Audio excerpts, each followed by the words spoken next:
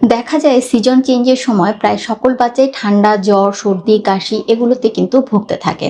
আবার দেখা যায় যে ক্লাসের সবাই হয়তো আক্রান্ত হচ্ছে না, কিছু কিছু বাচ্চা বেশি আক্রান্ত হচ্ছে।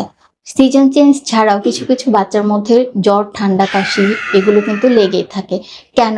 রোগ প্রতিরোধ ক্ষমতা সেই সকল বাচ্চাদের কম। দেখা যায় যে সহজেই কিন্তু তাদের মধ্যে এই জীবাণুগুলো ঢুকে যায় এবং শরীরে যেহেতু রোগ প্রতিরোধ ক্ষমতা কম, তাই হচ্ছে তারা ফাইট করতে পারে না এবং তারা জ্বরে পড়ে যায়।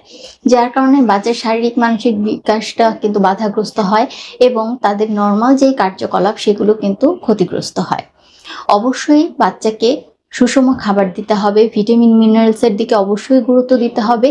যত বেশি শাকসবজি, ফলমূল বাচ্চা গ্রহণ করবে এবং প্রোটিন জাতীয় খাবার গ্রহণ করবে, তত বেশি কিন্তু তার মধ্যে রোগ প্রতিরোধ ক্ষমতা গড়ে উঠবে। বাচ্চার ঘুমটা খুব ইম্পর্টেন্ট। যে সকল বাচ্চাদের ঘুমটা ইরেগুলার, অর্থাৎ তার কোয়ালিটি বা কোয়ান্টিটি ঘুমের ক্ষেত্রে ঠিক নেই, তারা কিন্তু সহজেই রোগাক্রান্ত হয়ে যায় এই ঠান্ডা, জ্বর, কাশিতে। এছাড়া পরিচ্ছন্নতা একটা বড় বিষয়। যে সকল বাচ্চা নিজে এবং তার পরিবেশটা পরিচ্ছন্ন না থাকে, তাদের কিন্তু সহজেই এই ঠান্ডা জ্বরজনিত সমস্যা দেখা দেয়।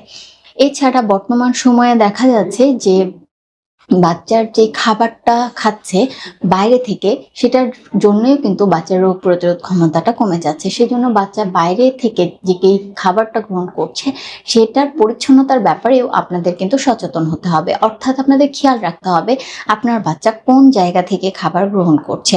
যদি আপনি দেখেন যে সেটা আনহাইজেনিক, তাহলে অবশ্যই সেটা থেকে বাচ্চাকে সরিয়ে আনতে হবে, পরিচ্ছন্ন খাবার বাচ্চাকে দিতে হবে। একদম লাস্টে বলবো পানির কথা।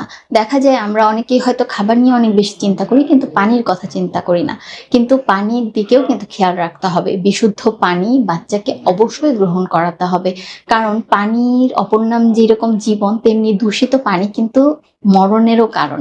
তাই বাচ্চাকে বিশুদ্ধ পানি যেন হচ্ছে সে পায়, সেদিকেও আপনাদেরকে অবশ্যই নিশ্চয়তা দিতে হবে।